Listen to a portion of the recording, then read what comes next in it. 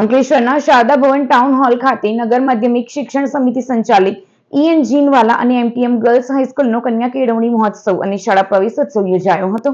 ગુજરાતમાં શિક્ષણને પ્રોત્સાહન આપતા કન્યા કેળવણી મહોત્સવ અને શાળા પ્રવેશોત્સવનો આજથી પ્રારંભ થયો છે.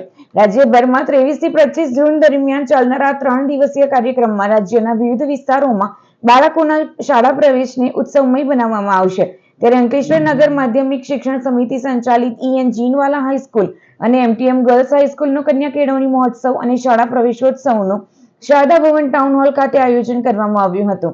આ કાર્યક્રમમાં મામલતદાર રાજન વસાવા અને પાલિકા પ્રમુખ જિગ્નેશ અંડાડિયા ઉપસ્થિત રહ્યા હતા.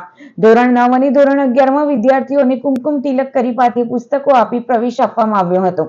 આ કાર્યક્રમમાં બંને હાઈસ્કૂલના તેજસ્વી અને રમતગમત ક્ષેત્રે સિદ્ધિ હાંસલ કરેલ વિદ્યાર્થીઓ અને વિદ્યાર્થીનીઓને સન્માનિત કરાયા હતા. આ પ્રસંગે નગરપાલિકાના સભ્યો, બંને હાઈસ્કૂલના આચાર્ય અને શિક્ષકો ઉપસ્થિત રહ્યા હતા.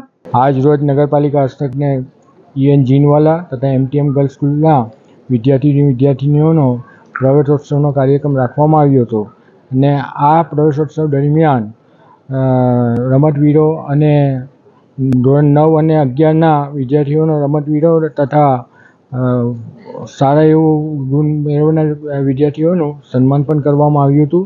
તો અંકલેશ્વરની નોબારિયા હાઈસ્કૂલ ખાતે પણ શાળા પ્રવેશોત્સવનું આયોજન કરવામાં આવ્યું હતું, જેમાં ભારતીય જનતા પાર્ટીના જિલ્લા પ્રમુખ પ્રકાશ મોદી, અંકલેશ્વર નગર સેવા સદનના પ્રમુખ જિગ્નેશ અંડાડિયા, પૂર્વ પ્રમુખ વિનય વસાવા સહિતના નગરસેવકો, આગેવાનો તથા શાળાના શિક્ષકો ઉપસ્થિત રહ્યા હતા. બાળકોને કુમકુમ તિલક કરી શાળા પ્રવેશોત્સવ કરાવવામાં આવ્યો હતો.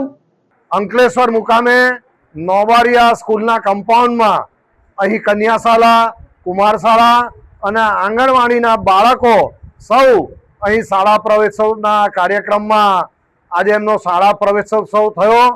અંકલેશ્વર નગરપાલિકાના પ્રમુખશ્રી, મામલતદારશ્રી, આ શાળાના જે કંઈક શિક્ષકગણ છે, કન્યાશાળા, કુમારશાળા અને આંગણવાડીની બહેનો સૌએ આ સુંદર પ્રયાસ કરેલો છે બાળકોને પ્રવેશોત્સવ માટેનો.